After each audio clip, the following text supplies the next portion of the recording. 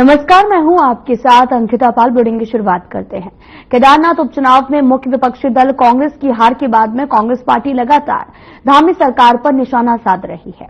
कांग्रेस से पूर्व मुख्यमंत्री हरीश रावत ने सरकार को आड़े हाथों लेते हुए कहा कि उपचुनाव के प्रचार प्रसार के दौरान बीजेपी द्वारा शराब और नकदी का खुला प्रलोभन दिया गया। लव जिहाद, लैंड जिहाद के बाद में अब सरकार शराब जिहाद और पैसा जिहाद पर उतारू हो गई है। दूसरी तरफ कैबिनेट मंत्री गणेश जोशी ने पलटवार करते हुए कहा, हरीश रावत की उम्र हो गई है और अब उन्हें राजनीति से संन्यास ले लेना चाहिए।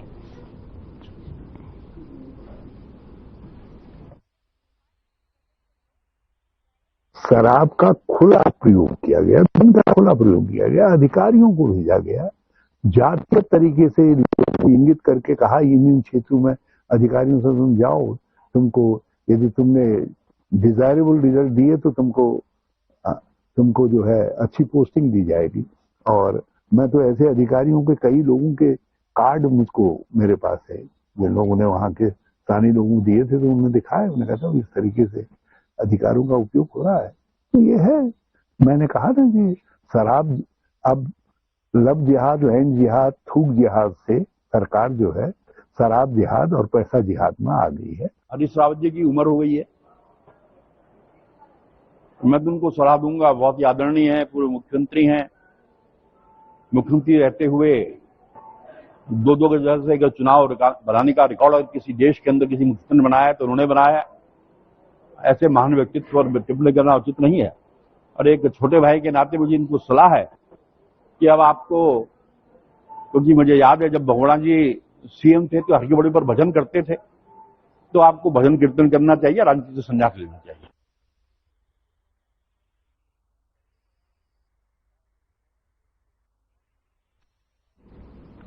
उत्तराखंड में निकाय चुनाव को लेकर सरगर्मियां तेज हैं। राजनीतिक दल चुनाव की तैयारियों में जुटे हैं।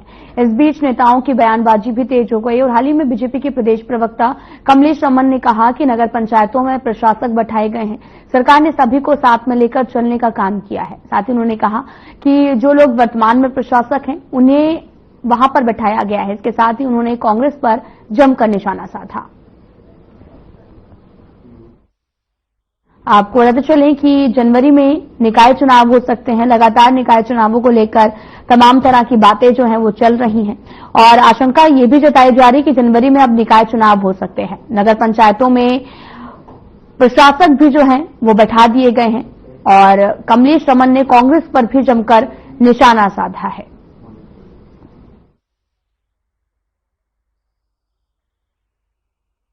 आपको बताते चलें कि कमलेश रमन ने कांग्रेस पर जमकर निशाना साधा, क्योंकि नगर पंचायतों में प्रशासक बिठाए गए हैं और माननीय मुख्यमंत्री जी ने सभी को साथ में लेकर चलने का काम किया है और जो लोग वर्तमान में पंचायत अध्यक्ष थे उन्हीं को ही प्रशासक के रूप में वहां पे बिठाया गया। लेकिन कांग्रेस का दोहरा चरित्र बार बार सामने आता है।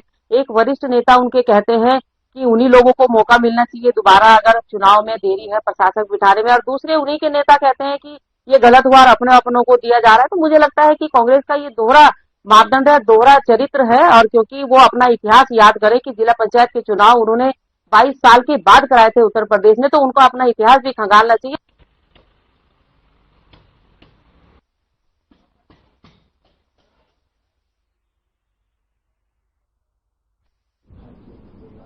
उत्तराखंड सरकार महिलाओं के लिए लगातार काम कर रही है। दामे सरकार युवाओं और महिलाओं के लिए कई तरह की योजनाएं लेकर आ रही है। अभी हाल ही में सीएम ने राज्य स्तरीय खेल महाकुंभ के पदक विजेताओं को खेल आरक्षण देने का ऐलान किया और बीजेपी प्रदेश प्रवक्ता हनी पाठक ने कहा कि सीएम धामी ने जब से उत्तराखंड की कमान संभाली है तब से महिलाओं की प्रगति के लिए काम किया है। वे आगे ये भी कहते हैं कि सीएम धामी ने सरकारी नौकरी में आरक्षण से लेकर सहकारिता विभाग में महिलाओं को सम्मान दिया।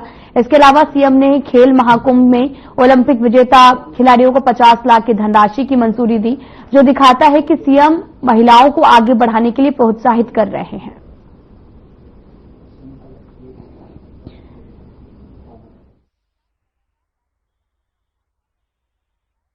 देखिए, जब से हमारे मुख्यमंत्री श्री पुष्कर सिंह धामी जी ने उत्तराखंड की कमान अपने हाथ में ली है, जब से शपथ ली है उन्होंने उत्तराखंड के मुख्यमंत्री के रूप में, वो लगातार महिलाओं के उत्थान के लिए कार्यरत हैं। जिस प्रकार 30% सरकारी नौकरी में नौकरी आरक्षण उन्होंने नवाजा है महिलाओं को, सहकारिता विभाग में जिस प्रकार आरक्षण नवाजा है और यूसीसी जो आने वाला है अभी हमारा, उसमें जिस प्रकार से महिलाओं के हित का उन्होंने प्रावधान डलवाया है, डाला है, वो कहा जा सकता है कि महिलाओं के सम्मान में पुष्कर सिंह धामी जी मैदान में। और अब अगर खेल महाकुंभ की हम बात करते हैं तो खेल महाकुंभ में उन्होंने जिस प्रकार से ओलंपियाड विजेता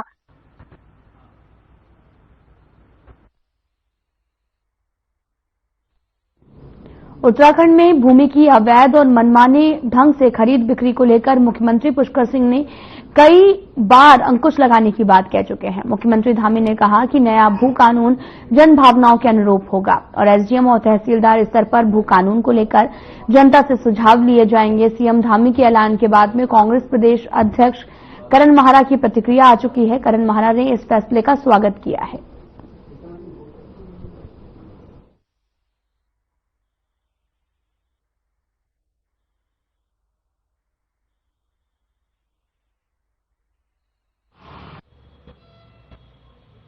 देखिए, मुख्यमंत्री जी के कथन का मैं स्वागत करता हूं अगर वो सच बोल रहे हैं, क्योंकि जिस तरीके से यूसीसी में ये कहा गया मीडिया से और हम लोगों से कि 2 लाख लोगों से बातचीत हुई है, लेकिन पब्लिक में जाने में पता चला कि 2 लाख लोगों से किसी से बात नहीं हुई। बहुत मेरे ख्याल से शायद ही कहीं कोई इस बात पे कोई चर्चा भी है और उसी तरीके का कहीं ये भी ना हो। भू कानून मुझे लगता है जनता से करे ना करे, लेकिन भू माफियाओं से जरूर निश्चित ही कुछ ना कुछ बातचीत होगी, मुझे ऐसा लगता है।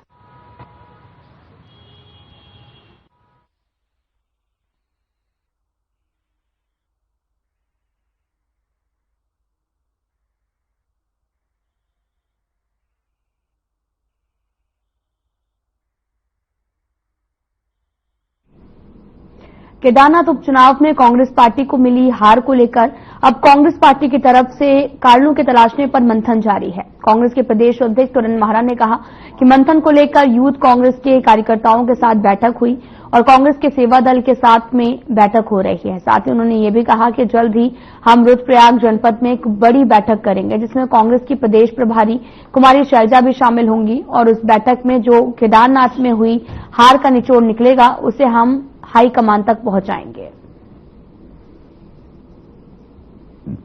आपको बताते चलें कि कुमारी शैलजा के साथ में बैठक करने की बात कही है और साथ ही कांग्रेस पार्टी की हार को लेकर जो मंथन है वो भी किया जाएगा। दरअसल उपचुनाव हुए थे जिसको लेकर कांग्रेस को हार का सामना करना पड़ा, जिसको लेकर अब बैठक की जाएगी और जो भी हार के कारण है उन पर बातचीत होगी। दरअसल कुमारी शैलजा के साथ ये बैठक होनी है।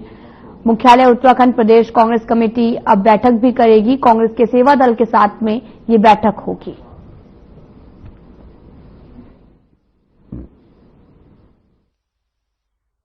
हाल ही में हुए केदारनाथ उपचुनाव में बीजेपी को प्रचंड जीत मिली है, तो वहीं कांग्रेस को हार का सामना करना पड़ा, जिसको लेकर अब ये बैठक होगी और हार के जो भी कारण रहे उस पर बातचीत भी की जाएगी और कांग्रेस के सेवा दल के साथ में ये बैठक होनी है।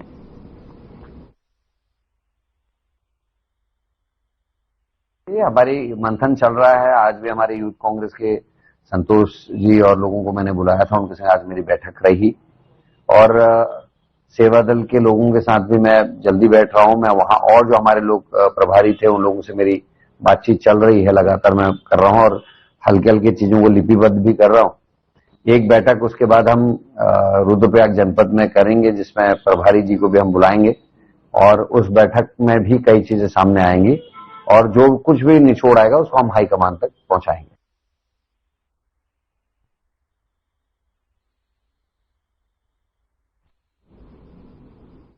उत्तरकाशी में हुई महापंचायत को लेकर कांग्रेस ने सरकार पर गंभीर सवाल खड़े किए हैं।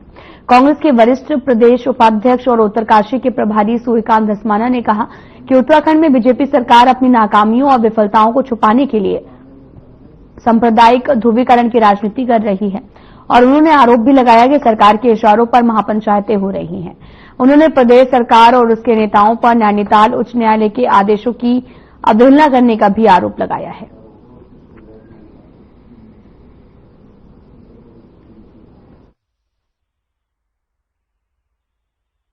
देखिए, आज जिस प्रकार से उत्तरकाशी में हाई कोर्ट के आदेशों के बावजूद जिला प्रशासन की नाक के नीचे वहां रामलीला मैदान में महापंचायत की गई। पूरे उत्तराखंड के अंदर इस समय भारतीय जनता पार्टी की सरकार ऐसे लोगों को संरक्षण दे रही है जो राज्य में सांप्रदायिक सौहार्द को बिगाड़ने का काम कर रही है। आप पुरोला देख लीजिए, आप उत्तरकाशी देख लीजिए, आप चमोली जनपद देख लीजिए, आप तमाम राज्य के अलग अलग हिस्सों में जो घटनाएं घट रही हैं, जिसमें कुछ लोग, मुट्ठी भर लोग इस पूरे प्रदेश को सांप्रदायिकता की आग में झोंकने की साजिश कर रहे हैं, उन लोगों के खिलाफ कार्रवाई करने की बजाय राज्य की सरकार उनको संरक्षण दे रही है।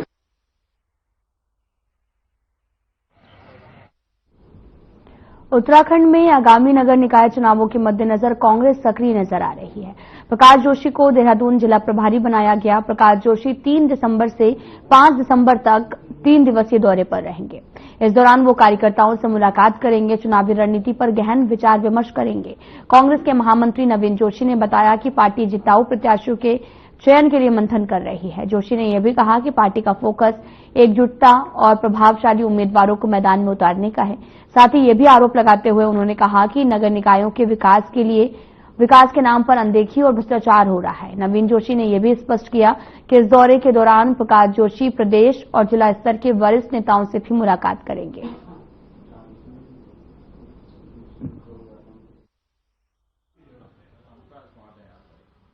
देखिए, पूरे उत्तराखंड के अंदर कांग्रेस निकाय चुनाव के लिए तैयार है और कांग्रेस ने जो हमारे सीनियर लीडर हैं उनको जिला प्रभारी बनाकर जिलों में भेजा है। इसी परिप्रेक्ष्य में देहरादून के अंदर प्रकाश जोशी जी को नगर निकाय चुनाव हेतु प्रभारी बनाया गया है। वो 3, 4 और 5 3 दिवसीय दौरे पर देहरादून के अंदर रहेंगे, कार्यकर्ताओं की मीटिंग लेंगे। पूरे विधानसभा वार जो हमारे पार्टी के एआईसीसी, पीसीसी, डीसीसी जो हमारे पदाधिकारी हैं, जो सदस्य हैं, जिला अध्यक्ष हैं और जो फ्रंटल के जो अध्यक्ष हैं, उनसे मुलाकात करेंगे।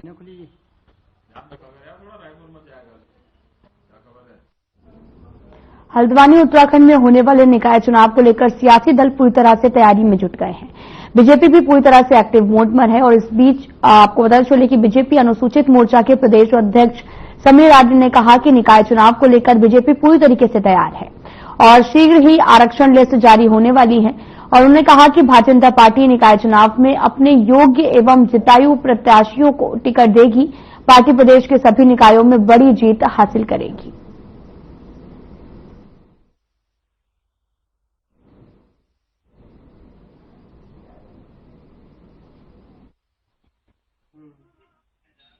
नगर निगम हमारे सारे के सारे हैं। भारतीय जनता पार्टी में सारे कार्यकर्ता योग्य हैं और उनका भारतीय जनता पार्टी का जो संगठन है सभी कार्यकर्ताओं पर अपनी प्रतिनिधित्व रखता है और मुझे पूर्ण विश्वास है कि भारतीय जनता पार्टी परिवार जो है अपने योग्य प्रत्याशियों को आगे लाएगा।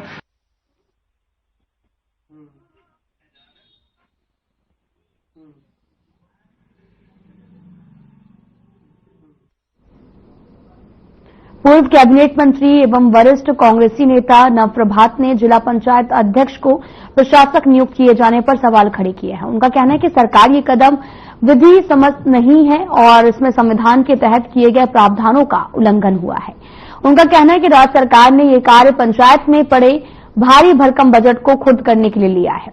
सरकार को अपना ये फैसला वापस लेना चाहिए। उन्होंने सरकार के इस कदम को पंचायत एक्ट के खिलाफ बताया है।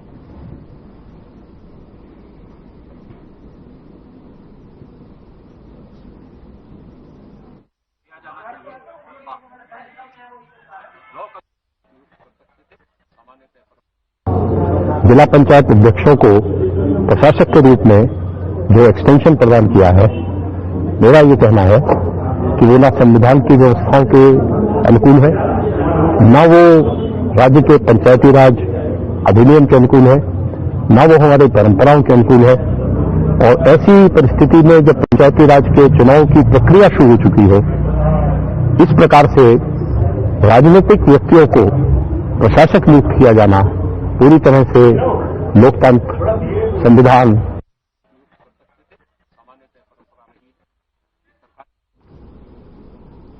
खबर अल्मोड़ा से है, जहां पर पायल फिल्म के निर्देशक विनोद कापड़ी इन दिनों अल्मोड़ा के दौरे पर हैं। यहां पहुंचकर उन्होंने अपने उत्तराखंड के बेरीनाग के पहाड़ की कहानी पर बनी इस फिल्म को लेकर एक प्रेस वार्ता की है, जिसमें उन्होंने अपने फिल्म के बारे में बात करते हुए बताया कि ये फिल्म पहाड़ के उन लोगों के लिए है जो आज अपने मां बाप को अकेले गांव में छोड़ देते हैं और ये अब लगभग हर घर की कहानी बन चुकी है। फिल्म फायर को black night international film festival की बेस्ट फिल्म का ऑडियंस अवार्ड भी मिल चुका है।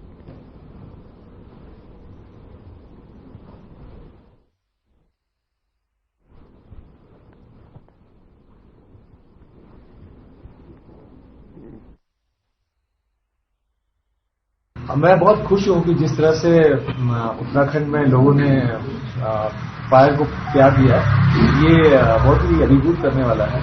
और हम लोग की योजना ये है कि अभी 10-12 और अंतर्राष्ट्रीय फेस्टिवल्स में फिल्म को इन्विटेशन आया है, तो वहां हम लोग जाएंगे और अगले साल जून या जुलाई के बीच में भारत में रिलीज करने का विचार है, क्योंकि फेस्टिवल्स इस तरह की कहानियों को पहले अंतर्राष्ट्रीय स्तर पर अगर लोग देखते हैं तो फिर भारत में भी लोग उसके बारे में काफी दिलचस्पी दिखाते हैं।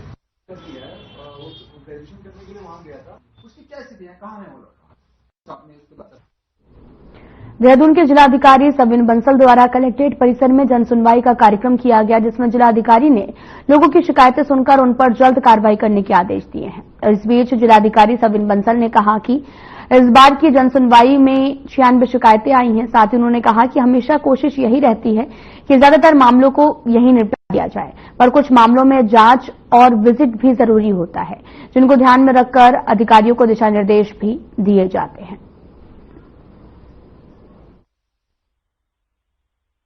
हमेशा से प्रयास ऐसे ही रहता है कि त्वरित रिलीफ मिल जाए अग्रीव्ड को।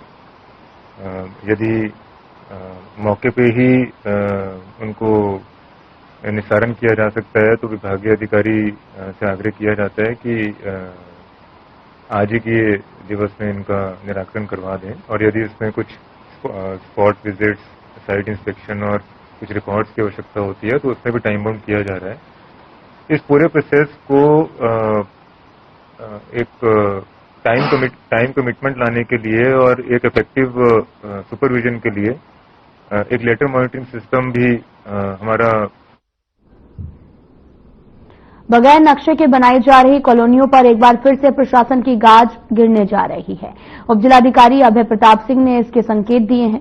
उन्होंने बताया कि अवैध कॉलोनियों के खिलाफ जल्द अभियान चलाया जाएगा।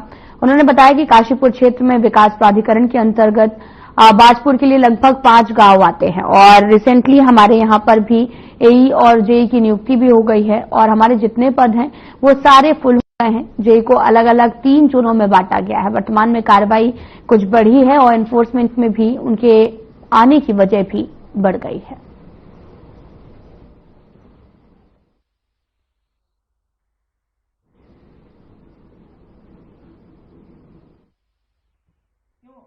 इसमें बाजपुर के भी लगभग 5 गांव आते हैं और रिसेंटली हमारे यहाँ एई और जेई की नियुक्ति भी हो गई है, तो हमारे जितने पद हैं वो सारे फुल हो गए हैं और जेईओ को अलग अलग जोनों में, जो हमारे जेईज हैं उनका अलग अलग जोनों में 3 जोनों में बांटा गया है। और अभी जो वर्तमान में है कार्रवाई कुछ बढ़ी है, इन्फोर्समेंट भी इनके आने की वजह से। बसौरी गांव के ग्रामीण जब एक्सपायरी डेट का सामान वापस करने पहुंचे तो व्यावसायिक साथ में काफी ज्यादा कहासुनी हो गई। ग्रामीण कारोबारी और उसकी मां का आरोप है कि कुछ दिन पहले यहां से सामान लेकर गए थे, लेकिन वह सामान एक्सपायरी डेट का निकला। जब वह उस सामान को वापस करने के लिए व्यवसायी के पास पौड़ी पहुंचे तो व्यवसायी ने मना कर दिया। उनके साथ बहस करने लगी और बहस होते देख भीड़ भी इकट्ठा हो गई और इस भीड़ में एक सामाजिक कार्यकर्ता दीपक असवाल ने एक्सपायरी डेट का सामान देने वाले व्यवसायी के खिलाफ जांच कर कार्रवाई की मांग उठाई है।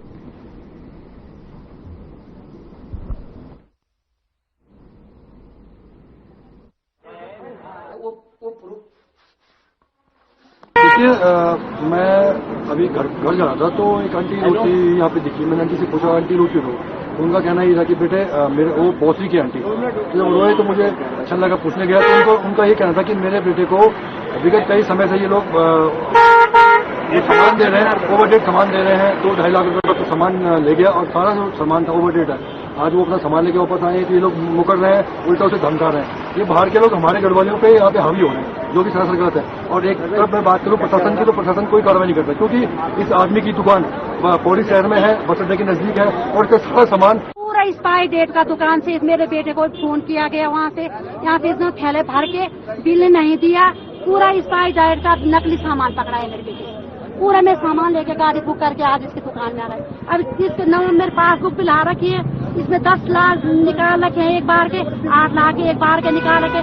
पूरी दुकान मेरे बेटे से पैसे लिए थे, पूरा सामान इसकी दुकान से। कोई भी पक्का बिल या इसने एक बिल भी नहीं। अब बेटे की गलती तो मेरी हुई ना, जिससे ले गया, पता नहीं इसने क्या किया इसके दिमाग को। जिसने बोला कि एक बोरी बोला होगा मूंगफली के देना, 3-3 4-4 बोर दी, वो इतनी 1.5 साल गुड़ पट्टी दे दी, इतनी एक सामान बोला होगा, इसने 20 सामान दे दिए। बेटे को ठग दिया, इन्हें सीधा साधा बेटे को ठग दिया। देखो पूरा सामान इसलिए जाती है, दुकान पूरी मैंने 5 साल से पूरा सामान यही जाती मेरा। एक सामान की जगह जितना बिस्कुट डालते मेरे पास से, और तो मैं देखा पूरा इसको ओवर 1.5 सामान है, पूरा इसका 2020 का 22 का पूरा कुरकुरे सब ठीक है। तो कब ले जाते हो हफ्ते भर में कोई चीज खत्म हो जाए तो देता नहीं था मुझे बिल देता नहीं था, पर्ची में बना के देता मुझे।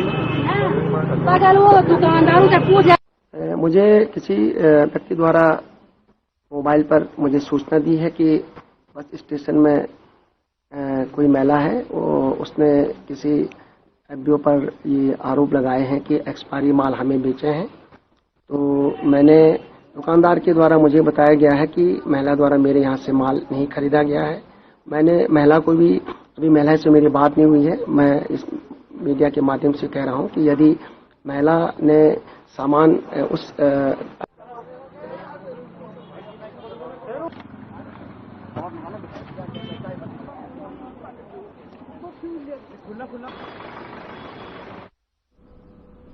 मामले विवाद के बाद काशीपुर में 2 पक्षों के बीच में हिंसा झड़प हुई है और शमशान घाट समिति के प्रबंधक और उनके भाई ने भभूति लेने आए सुनील को गोली मार दी है। सुनील पर आरोप है कि उसने पहले प्रबंधक विकास पर रॉड से हमला किया।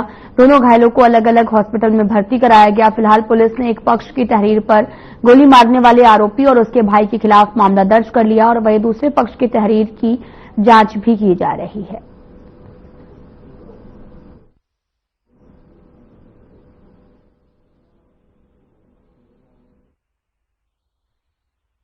अभी बताई थी, हम लोग भी लास्ट टाइम पर पहुंचे हैं। बस जो एक घटना घटी है, इससे हम ये चाहते हैं कि इन्हें भैया को अच्छे से अच्छे इंसाफ मिलना चाहिए। बस कि कल को ये लोग इतने पैसे वाले हैं, कहने को कौन थे, शोभा यात्रा के वो हैं, ये प्रमुख अध्यक्ष हैं, इन्हें ये देखना चाहिए कि कहाँ गोली चला रहे हैं, किसके ऊपर गोली चला रहे हैं। कम से कम बराबरी वाले से तो लड़े। कहने का मतलब ये है सर कि किसी भी राह चलते को गोली मार देंगे कोई भी बात पर, तो हम शहर में कैसे घूमेंगे। हम तो सीधे साधे आदमी हैं, न लड़ाई झगड़ा करने वाले हैं। अगर इन लोगों से कौन बचाएगा, हमें प्रशासन ही बचाएगा सर। और हमारी तो इतनी गुहार है कि हमारे भाई को इंसाफ मिलना चाहिए और कुछ नहीं सर। बस तो मेरा नाम सर हर्षित शर्मा, काशीपुर कानून ज्ञान में रहता हूँ सर, इन्हीं के वार्ड में ही रहता हूँ। काशीपुर शमशान घाट के पास 2 गुटों में लड़ाई की सूचना मिली है। सूचना पे तत्काल चौकी प्रभारी और जो हमारे जिम्मेदार ऑफिसर है मौके पर पहुंचे हुए हैं।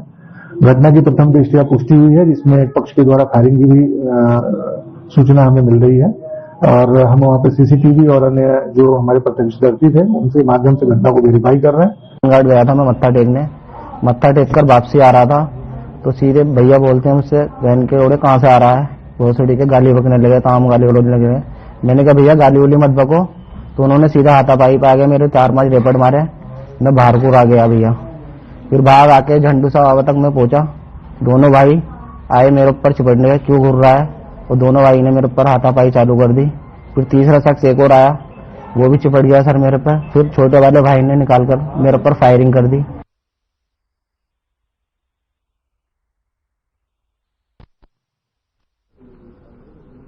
ट्रैफिक को सरल और सुरक्षित डाइवर्ट करने के लिए ट्रैफिक पुलिस ने एक और नई पहल की है। ऋषिकेश और आसपास के इलाकों में ट्रैफिक को सरल और सुरक्षित डाइवर्ट करने के लिए ट्रैफिक पुलिस ने एक नई पहल की। ट्रैफिक पुलिस ने इंद्रमढ़ी, बडोनी चौक और जंगलात बैरियर, श्यामपुर पुलिस चौकी और कोयल घाटी में स्प्रिंग पोस्ट और रोड डेलीमीटर लगाए हैं।